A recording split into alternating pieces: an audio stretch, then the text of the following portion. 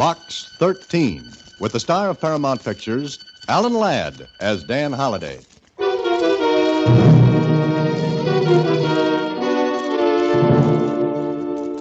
Dear Dan, knowing your Box 13 angle, I hope what I have to offer is intriguing enough to tempt you. At least I think it can be interesting. As a matter of fact, Dan, this thing has got to the point now where it's becoming downright vicious. And it scares me a little. What the thing is, I'll tell you when and if I see you. If you can drag yourself away from town for a few days...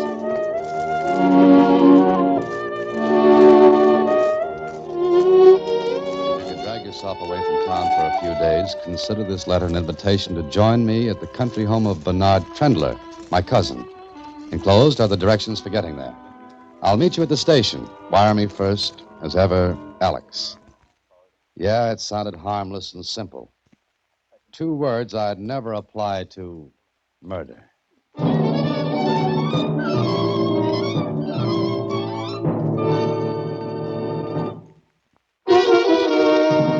And now, back to Box 13 and Dan Holliday's newest adventure, Death is No Joke.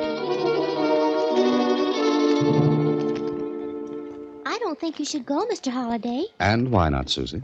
Well, every time you accept an invitation like this, something bad happens to you. Susie, every time someone reads that ad in the Star Times, it means trouble. But here I am, still alive and kicking. You just better watch out. You're not intolerable, you know. Well, thanks, Susie. But did you mean intolerable? Well, sure. Like Achilles was after he was dipped in the river Styx. Oh. It was the Styx, and you mean invulnerable. Oh, intolerable, invulnerable. You could get hurt. Okay, we'll see. Oh, by the way, did you send that wire to Alex? Oh, of course I did. Oh, good girl. Well, expect me when you see me. So long, Susie.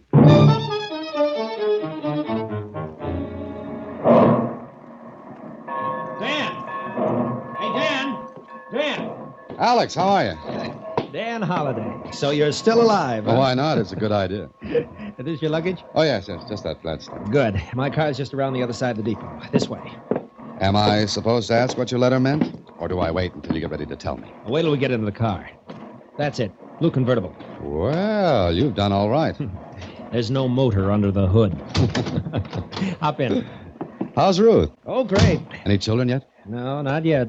Oh, now look, I thought you'd have about 5 by now. Maybe. What's on your mind, Alex?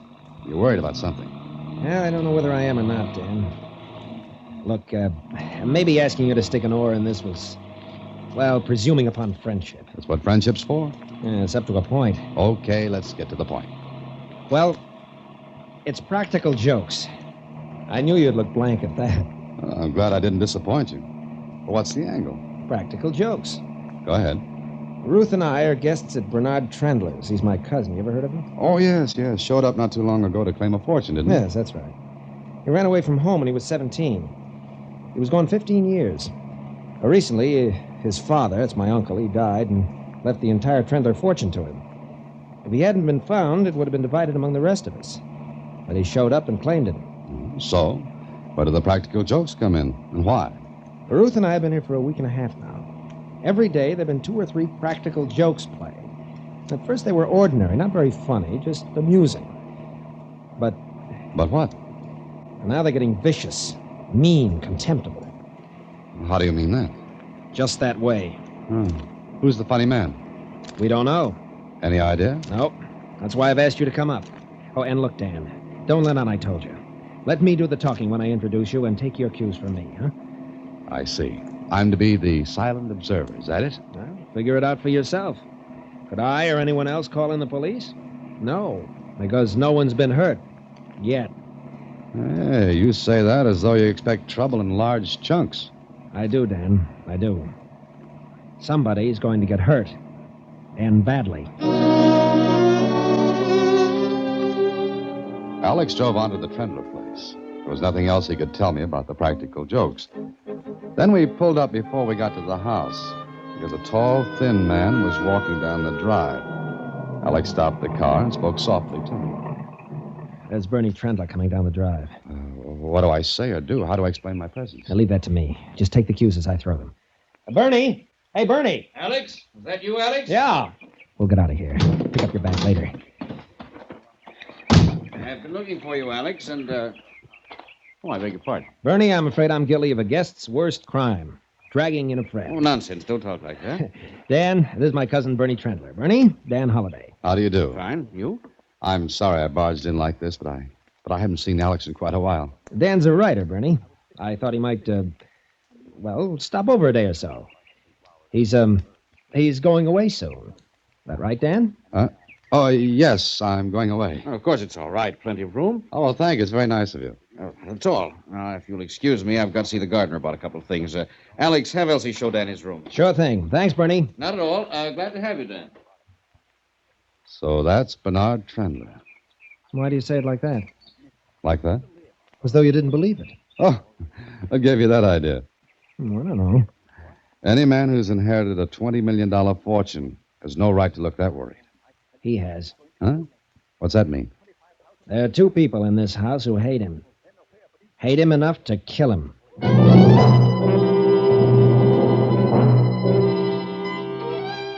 Well, with that, Alex took me into the house. The maid showed me to my room, and, well, I saw no one else until later that afternoon. Then I walked into the library on the ground floor. There were two people seated there. I stopped at the door. Well, hello. Who are you? Oh, my name is Holliday, Dan Holliday. I'm looking for Alex. Oh, he's looking for Alex, Martha. All right, let him look for Alex. Have you tried looking under some rocks, Mr. Oh, Holliday, Dan Holliday. Oh, did you just arrive? Just after lunch. Too bad. The lunch was horrible. You didn't help it, Martha. I didn't try to, Henry. You don't have to try, my dear. Well, I suppose we may as well introduce ourselves. I'm Henry Trendler. This is my wife, Martha. How do you do? I'm Bernie's cousin. Oh, I've met Mr. Trendler. Isn't that nice? Henry, I'm going down to the lake. Well, don't go out too far, my dear. I don't know how to swim, my dear. Yes, I know that. Goodbye. Nice to have met you, Mr. Holliday. Oh, she remembers Mr. Holliday. It's just one of her irritating little tricks. Oh, I see. She's an attractive woman. Is there any chance you might fall in love with her? Fall in love with her? Why do you ask that? I'll agree to a divorce immediately. Am I supposed to laugh at that? Anything you like. You staying long, Holiday? 1 or 2 days. That's quite enough. Of course, with such lovely people around, I may decide to postpone my departure until this evening. Oh, you love us once you get used to us, Holiday. I'll grant it takes a little doing. Hello there. Well, I see you two have met. Yes, we've met, Alex. Oh, where's Martha? Well, she's gone to the lake. Well, I think I'll take a little walk. Nice to have met you, Holiday. Thank you. See you later. Well, Dan? Charming people. Lovely people. In fact, I've never met two such delightful personalities. Means you've met Martha, too. Oh, yes. And, what do you think? Well, if I'd known, I'd have brought my two-edged sword. The big one.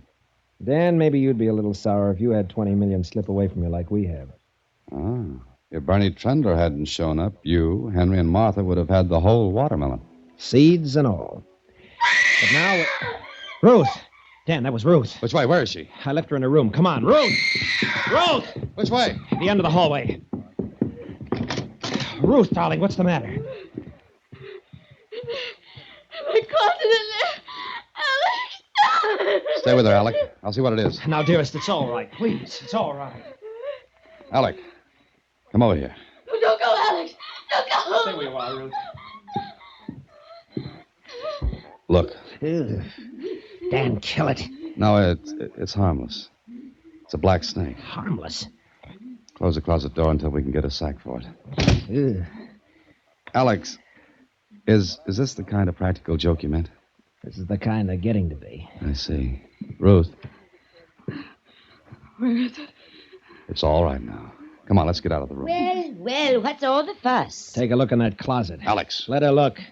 I'm willing to bet she put it there. You're more incoherent than usual, Alex. Mr. Holliday, What? what's in the closet? A snake.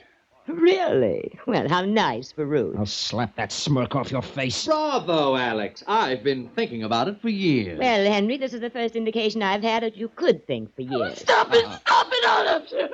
Get her out of here, Alex. Hurry. Come on, darling. Now, what's all the excitement? It seems that Ruth found a snake in her closet. Oh, I I thought you went to the lake. You do a great deal of thinking, don't you? When I have to. Then stop thinking about me. Did you put that snake in there? I never touched the thing. Sorry. Were you at the lake? That, Mr. Holliday, is none of your business. I'll leave you to your snake. Oh, did something strike you funny, Henry? Yes. You should feel really flattered, Holliday. Flattered? Why? My wife remembered your name. Oh, it was a lovely household. Hate dripped from the rafters. I could feel it. Well, why should anyone take it out in stupid, vicious pranks such as that snake in Ruth's closet? Why? It was before dinner that I decided to take a walk with Alex. He talked, I listened. First, it was amusing. A frog in one's bed, clothes missing from the bathhouse at the lake, wild, incredible phone calls for all of us. How long has this been going on, Alex? Just about a week now. Have you any idea who it is? None. But why, then? Why should anyone want to frighten Ruth out of her wits? Does Martha hate Ruth? Martha hates everyone. Martha's a chronic congenital hater. Or what does she have against Ruth? That's it. Not a thing in the world. Has everyone been a victim of these pranks? Yes. Dan, they've got to stop. Yeah, I can see what you mean. Oh, how's Ruth? She's all right. We changed rooms. She won't go near the one we had. It was a harmless snake. Obviously, no one meant to harm Ruth. Oh, no. Just frighten her half to death. Why don't you leave, Alex? As a potential heir, that'd be a little ridiculous, wouldn't I see. What about Henry and Martha? it? They won't leave. Not as long as they can stay here free. Well, look, you say these things started about a week ago. Are you sure? Yes. They started just like that. No warning, no talk of pranks or jokes. None. And they're getting worse. Vicious. I give up. No, Dan, please. What do you want me to do? Obviously, the person or persons doing these things won't admit it. Apparently, he or she intends to go on with it until... Go on. Until what? Until the person gets to the real reason. The real objective of his viciousness. Who, Dan? Who? The person he or she means to kill.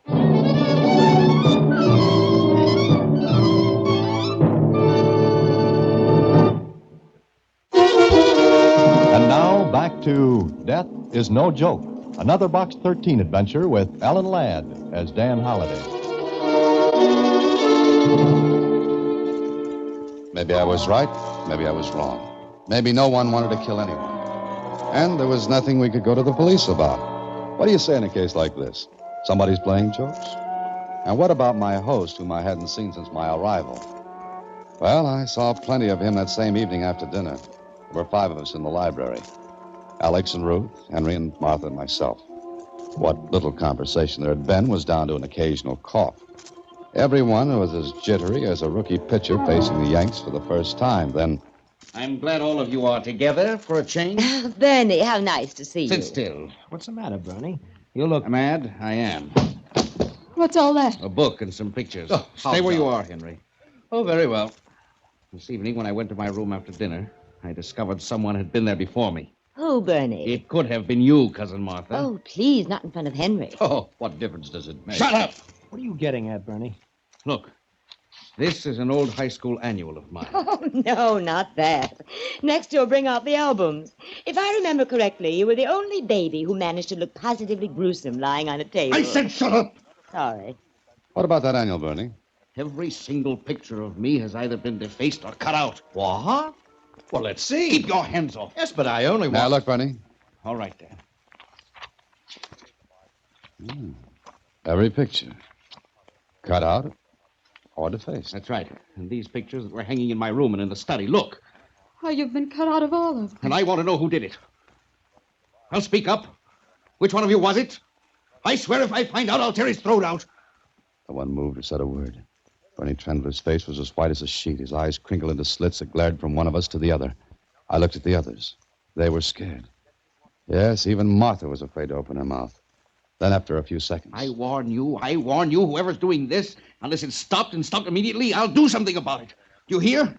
I want it stopped! Bernie, please, you're frightening me. I'm sorry, Ruth. I think I'm going to bed. If you're doing these things, Martha, take my warning seriously. If I were doing them, Bernie, they'd be worse than they are. Good night. And if I find any snakes, I'll let you know. Alex, I want to get out of here. I want to go home. Ruth, everything will be all I right. can't Now, stand please. any more of this. I want to get out of here. All of them hating Ruth. It's true. Maybe she's got some. I have. You hate Bernie. You hate Martha. Ruth, stop it. Stop it. Take her upstairs, Alex. Go ahead, please. All right, come on, Ruth. Come on. Well, I guess the party's over. I'll turn in too. Just a moment, Henry. Yes? I hope you know I meant what I said. Why, look at me. Get out of here. Go to your room. Thank you. I will. Good night. And close the door after you. I'm sorry for that display of temper, Holiday. This nonsense has been too much. I don't suppose you have any idea who's behind it. No, but this is the last straw. I wonder if there'll be any more. Huh? Why do you say that? I wonder if this is the last joke. It had better be. Suppose it's not. Then I'll send for the police. And tell them what? That someone's been playing jokes? Defacing and ruining these books and pictures is vandalism. They meant quite a bit to you, didn't they? Of course they did. High school annual and photographs.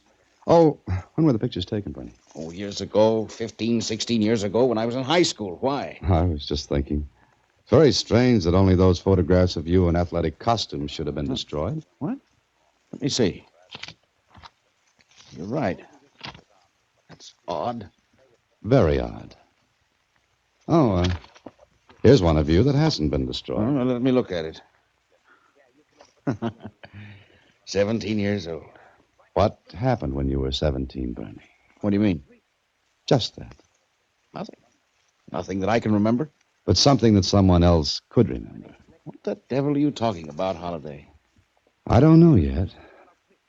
Maybe I'll find out. Not being able to sleep, I went for a walk in the moonlit garden. Suddenly, I heard voices. A man's and a woman's coming from the garden house. I walked closer. I don't know why I agreed to meet you out here in the first place. Oh, you don't? Well, I think so. What do you want? Just a small, tiny cut of the 20 million. What makes you think I'd give it to you? What makes you think you won't? Lots of things. How big a fool do you think I am? That's up to you. How big a fool can you make of yourself? Not quite as big as I can make of you. What's on that venomous mind of yours? Money. I don't mean that. Oh, you were a fool, Bernie. A fool to bring that book and those pictures downstairs tonight. So I was a fool. Why? Don't forget that I used to visit this house as a child. I remember lots of things my stupid husband doesn't. And things other people don't remember. Such as? Well, let's put it this way, Bernie. Let's say, in those days you were more gauche than you are now. Are you? I could kill you for that. You would try to kill me, wouldn't you? With pleasure. But don't try it, Bernie. Because if you do, you'll be found out. What do you want? I told you. Think it over, cousin. You have until tomorrow morning. She left the garden house and passed me. I stood in the shadows and watched her. There was a little smile on her face. Then I looked toward the garden house. Barney Trendler stood in the doorway. A shaft of moonlight struck across his face. And if ever a face showed murder, it was his.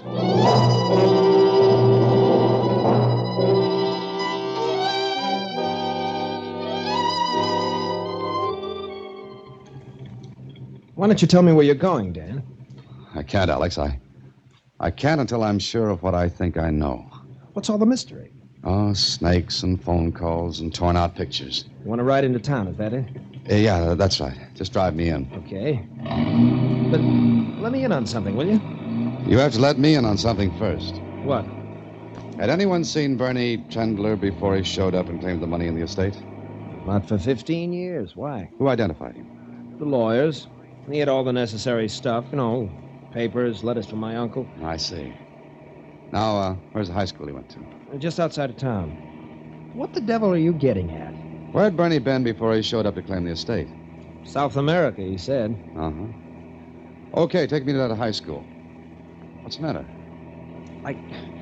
Dan, something's wrong with the brakes. Try the emergency. No good. Dan, we're picking up speed on this hill. Try to shift into second. Compression of the engine will hold it back. Stay close to the left.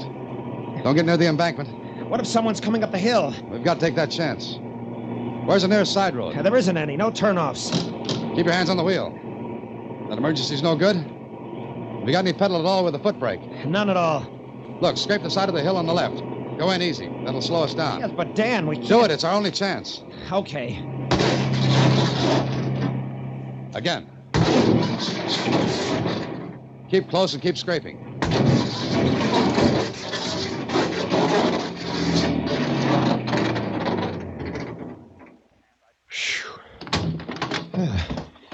Dan, where you going?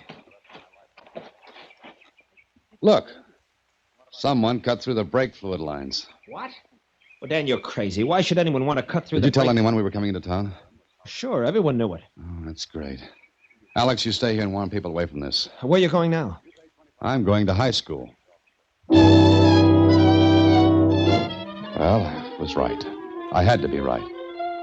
After I left the high school with the information I'd found, I went to the sheriff's office, told him my story, and piled into his car. I picked up Alex on the way back, and then the Trendler house. There's Ruth. Ruth! Ruth! Better sit close, Sheriff. Alex, you were gone so long. Never mind that. Where's Bernie? Bernie? Well, I don't know why. Hello, everybody. What's all the fuss? Hiya, Sheriff. What are you doing here? Henry, where's Bernie? Bernie? He and Martha went out on the lake. The lake. Yes, they went rowing. She can't swim. She's in a boat. She doesn't have to swim. That's what you think. Alex, is there a boat we can use? There's a speedboat tied up at the wharf. Well, come on, let's go. They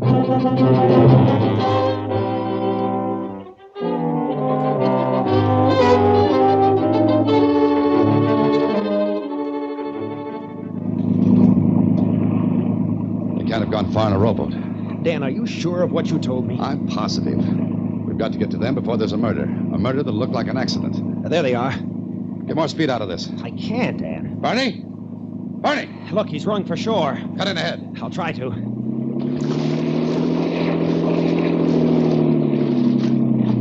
Head him off. Where's Martha? Lying in the boat. Cut in faster, Alex, faster.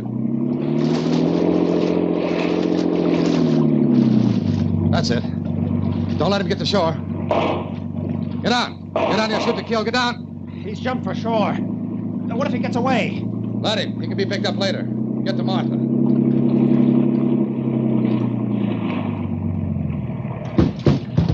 Martha! Martha! Keep this boat alongside. Is she all right, Dan? Yeah, it's just knocked out. He got away. Now, you can't get far. Bernie. Bernie, don't. I won't tell. It's all right, Martha. He's gone. Oh, Martha, you're all right now. he was going to kill me. Yes, I know he was going to kill you. Because you knew he wasn't the real Bernie Trendler.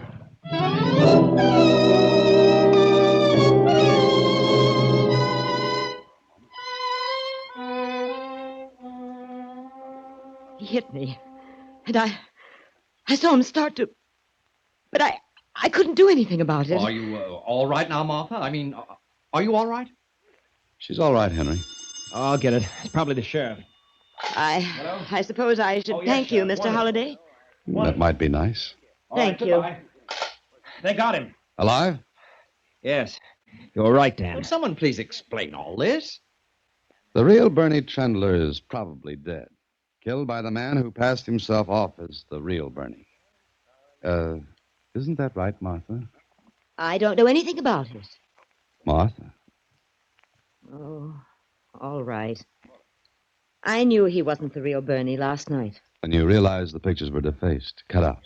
Yes. Bernie Trendler was left-handed. What? By George, that's right. Why, I remember now. You see, all those practical jokes were leading up to the destruction of the pictures. He couldn't get rid of them without attracting attention and suspicion. So he took the elaborate way out. The jokes would have stopped once he'd destroyed those pictures. What about the high school, Dan? I saw pictures there of the real Bernie in a baseball uniform, with a baseball glove on his right hand. Well, how could he hope to get by with a fraud? Well, he did. Remember, the real Bernie was missing for 15 years. But what made you think of it, Dan? I mean, the left-handedness. Well, let's say the real Bernie was gauche in those days. Oh. What's the matter, Martha? Nothing. Nothing at all, I hope. Oh, gauche is French for left, isn't it, Martha? Yes. Yes, it is. Well, is there anything else to tell? Why are you two looking at each other like that? But I was just wondering. how much I have to thank Mr. Holliday for. Well, let's say you've already thanked me for everything. I